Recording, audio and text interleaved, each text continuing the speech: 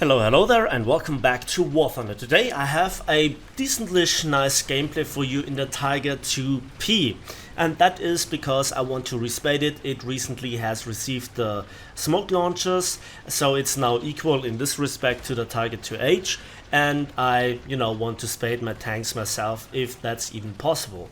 So this might surprise you, despite being a content creator and just, blasting through golden eagles like there is no tomorrow, but that's just high tier, that's top tier, which is really expensive.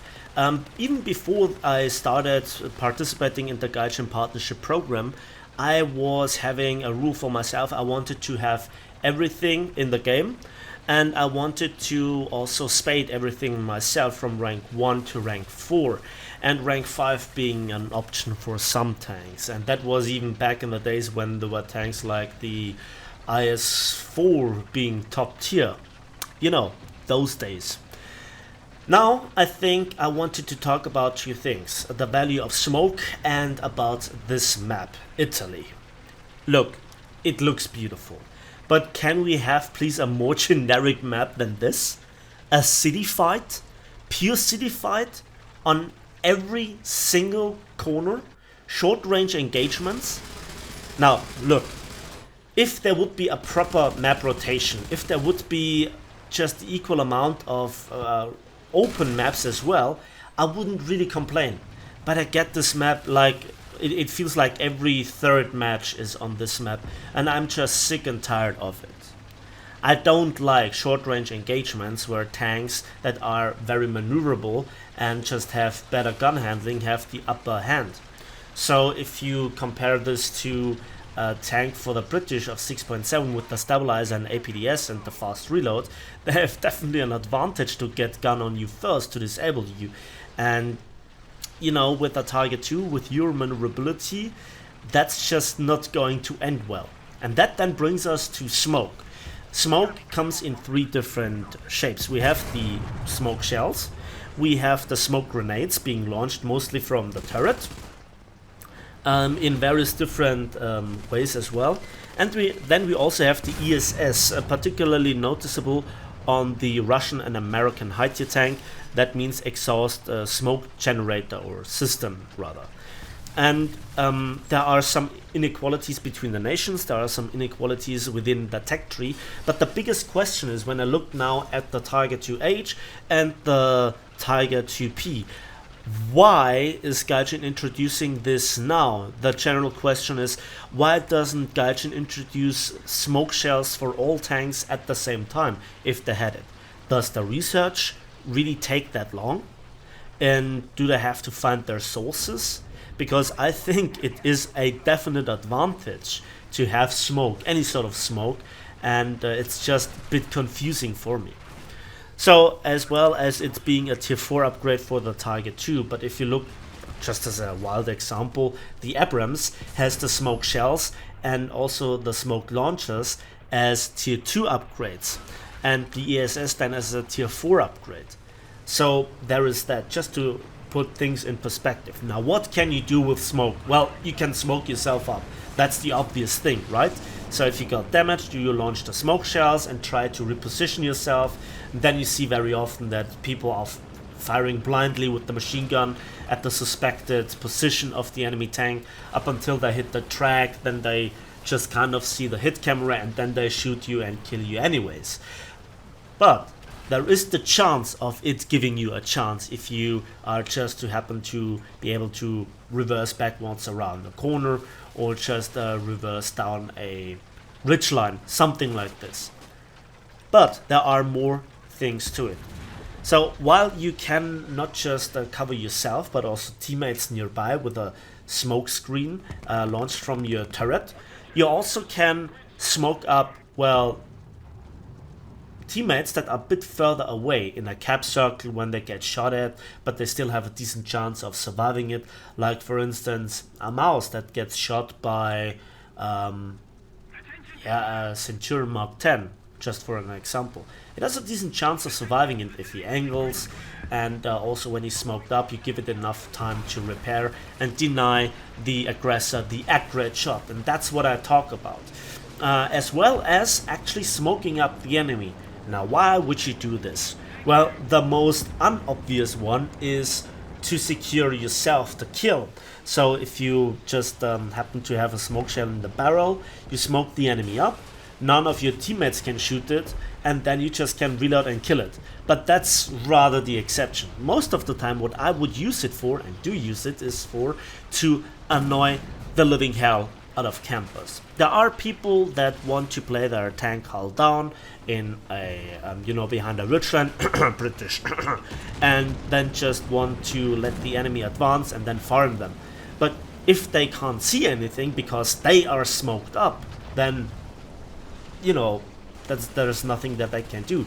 Either they just wait for it to, disappear, the smoke, but that can be very annoying, especially if you shoot their multiple smoke shells in that direction, or they just reposition, denying them their advantage altogether, and also making here the tactical play. Or just channel an object 120 if it's just behind the ridgeline, and if you would move out of cover, he just would move out of cover as well and have gone faster on you, or if you have multiple tanks just trying to lock you down. And then there's also the smoke grenades. Now with smoke grenades there are multiple advantages, but they are coming in different flavors. So for instance, how many smoke launches you have and how many shells you actually launch with one launch. So for instance, with the MX-30 B2 Brenners you have 28 smoke shells, and when you press the button once you fire 4 smoke shells in a smoke screen pattern, so you can smoke up for quite a long time. That's 7 separate smokes. I think they last for 20 or 25 seconds. That's the average time that it lasts for smoke shells. And I think to cap a point, that is really advantageous. With the ESS, if you're in a very fast tank, let's say the Abrams, you can actually cover an entire flank in smoke and just hide your advance. Or you just drive around in a capture circle once, and then it's not very obvious where exactly you are within a capture point. So there are a lot of tactical uses for it. All the more I personally feel extremely naked if I don't have smoke, because I'm used to have it, because I mostly play spaded tanks.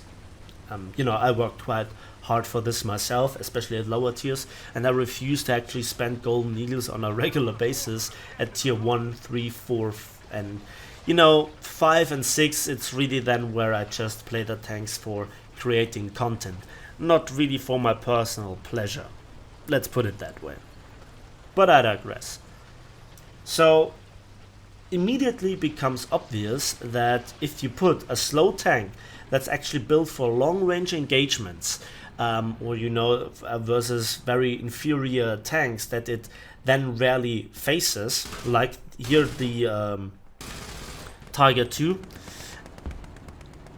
and you denied the smoke but put it into a meta where it's just not built for, much like, I don't know, city fights, especially this map, which annoys the living hell out of me, you are at a disadvantage. You get attacked from numerous sides, you cannot quickly react to it, you are not fast enough, you're not maneuverable enough. All those factors combined together, nice over penetration here by the way, they just add up. And while I think in this battle it was a decent outcome, and so far it's going good. 2 captured zones and multiple kills. At the end it just ends always the same. Then you get flanked, somebody is coming around the other corner, and you have to smoke up now to give you the additional 3-4 seconds that it takes you to turn. Listen, it's not my decision to make that many city fights, and you could discuss it in so numerous multiple aspects, like all the capture zones are within a city, and you can get attacked from numerous sides with no warning whatsoever. I mean, certain people like it. and I think it's also down to your personal opinion what you really like. I mean, there are people like me that see Kursk quite different to the average player. The average player plays Kursk like this. He just complains about the large map, but not use the large map. I mean, you know, you always can fight at close range if you so desire. You just have to look at the terrain. I made multiple videos about it. But back to the actual topic. Most people just go to the middle where there is now the village, and then just deny themselves the advantage that they have with mobility and armor or gun handling, just to slug it out at distance of under 100 meters maybe, and not flanking around, using the ridge lines and hills and the sides of the flanks of the big middle plateau. And so when you look at the map like this, it's so annoying for me. Look, city fights have not just the disadvantage of fighting in close quarters around the corner, but also there are so many fences, bushes, trees, all those things in there. By the way, look at this shot, look at this shot. Yeah, when a radio absorbs your Panzergranate, yes. So back to the topic, and especially at higher tiers where you have you know, multiple variations of shells, like heat shells, HE shells, big HE shells, and you have no heavy machine gun, or it just doesn't work the same way that you have a coaxial 20mm to cut all this rubbish down, especially early on. That very often gets me killed, and that's so annoying. Not even talking here about bushes and trees. You know, and here again I get suddenly attacked from two sides. Now, I was not aware of the Super Hellcat. I knew that there was a Super Hellcat around due to a previous combat message, but that's not the point. So I use here actually a backup. I'm just interested in playing the Tiger 2, and yeah, there we are. And this is now my backup. So previously 2 caps, 5 kills. I think I did an okayish job. The Hellcat was actually killed by a Ju-87G with the 37mm. That's always nice to see, because fuck Hellcats, especially Super Hellcats. I mean, I personally love to drive them, and I made numerous videos about them, that they are really, really great. But here I wanted to help him out against this P-47. And actually, the same Ju-87 kills a Sherman. Now watch this. He attacks me with rockets, and yeah, bombs. There was nothing that I could do. Don't we love CAS? Don't we love CAS? Quick look at the post-battle results, and we can see 37,000 silver lines and 6,540 vehicle research, and also 5,000 modification research points. And that just unlocked the smoke grenades in 2 battles. So, yeah, the result was decent. I was really annoyed about the CAS. I couldn't spawn in, and I wouldn't have spawned in, so I waited till the end of the battle. What do I think about smoke? I think it was one of the great additions to War Thunder, which sets the game also apart from some of its close competition, but also the tactical uses within War Thunder with 3 different sources are just really, really great. And I love this. And, you know, you have to research it. It's not the very same as parts in FPE, but definitely some tanks have more use to it than others. But that Gaijin is introducing it bit by bit annoys me a little bit, because then every single patch I have to look through the already spaded tanks and have to play them again to respade. And that kind of annoys me a little bit. Having said this, that's it for me today. So thanks for watching, thanks for listening. I hope you enjoyed this video. Please give it a like if you did, subscribe if you want to see more, and we'll see each other on the battlefields and in the skies of War Thunder.